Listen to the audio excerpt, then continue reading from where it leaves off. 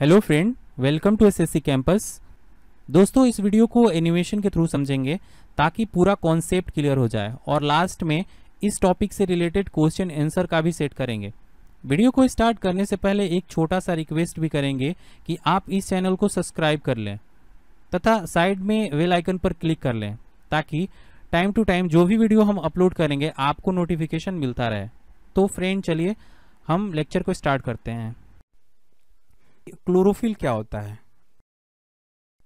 तो देखिए, क्लोरोफिल क्या होता है सबसे पहले हम ये समझते हैं। जो हमारा क्लोरोफिल एक प्रोटीन युक्त कॉम्प्लेक्स कंपाउंड है। क्लोरोफिल के कारण ही पत्तों का जो कलर होता है वो कैसा होता है? ग्रीन होता है। इसे फोटोसिंथेसिस पिगमेंट भी कहते हैं। क्या बोलते हैं? फोटोसिंथेसिस पिगमेंट भी बोलते हैं। जो हमारा क्लोरोफिल होता है उसमें कार्बन, हाइड्रोजन, ऑक्सीजन, नाइट्रोजन तथा मैग्नीशियम के तत्व से मिलकर ये बना होता है। ठीक है ना।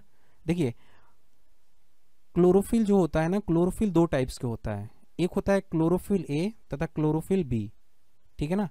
यह ऑटोट्रॉफिक हरे पौधे में पाया जाता है। मतलब ये जो सभी जितने भी हमारे ऑटोट्रॉफिक पौधे हैं ना, उस सब में ये पाया जाता है। ये क्लियर है?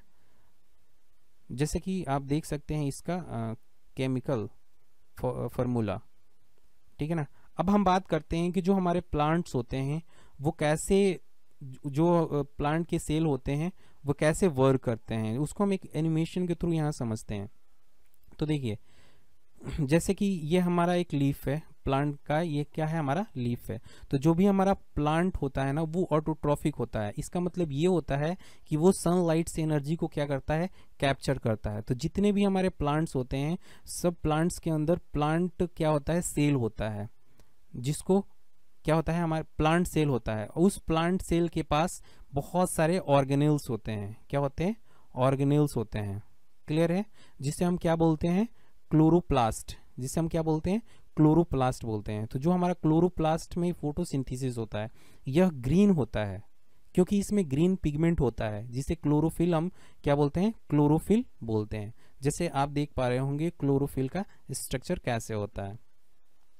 तो पौधे के जिस सेल में क्लोरोफिल पाया जाता है वही फोटोसिंथेसिस में भाग लेता है। ये क्लियर है?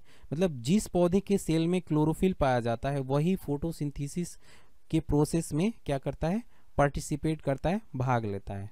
ठीक है ना। अब दोस्तों, जैसे कि हम जानते हैं क्लोरोफिल पत्तियों का ग्रीन पिगमेंट होता है। ठीक है। इसके चार घटक हैं। कौन कौन से? तो chlorophyll A, chlorophyll B, carotene तथा जैतोफिल। ठीक है। इसमें क्लोरोफिल ए एवं क्लोरोफिल बी हरे रंग का होता है।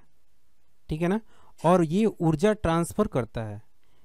ये क्या करता है? ये जो हमारा फोटोसिंथेसिस होता है उसका ये सेंटर होता है।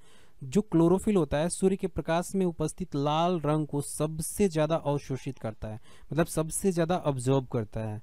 मतलब फोटोसिंथेसिस की जो दर होती है वो लाल रंग में सबसे ज्यादा होती है और बैगनी रंग में सबसे कम होती है। इस चीज को, ये चीज इंपॉर्टेंट है, याद रखना ये जरूरी है। ठीक है ना। तो अब हम बात करते हैं इससे रिलेटेड क्वेश्चंस की। मतलब क्या क्या क्वेश्चंस एक्सपेक्टेड जो एग्जाम से में पूछे जाते हैं और इससे क्या क्या क्वेश्चंस हमें जानना चाहिए।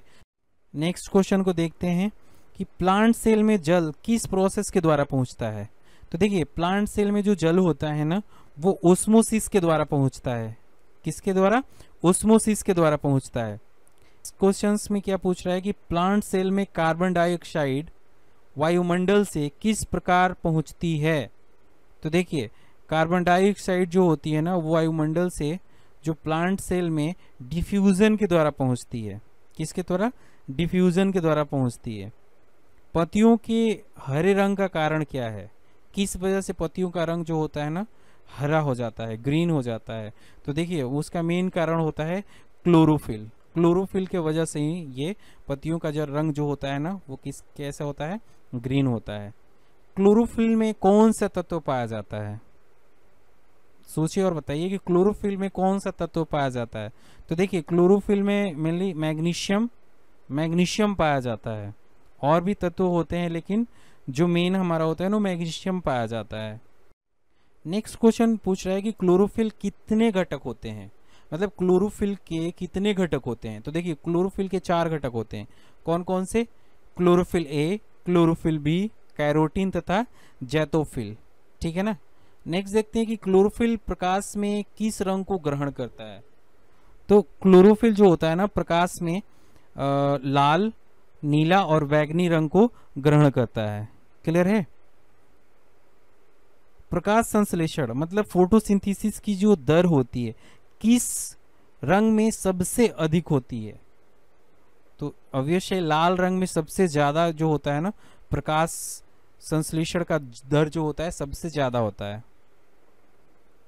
अब पूछ रहा है कि जो फोटोसिंथेसिस मतलब प्रकाश संश्लेषण की जो दर है किस रंग में सबसे कम होती है, तो बैगनी रंग में सबसे कम होती है और लाल रंग में सबसे ज्यादा होती है।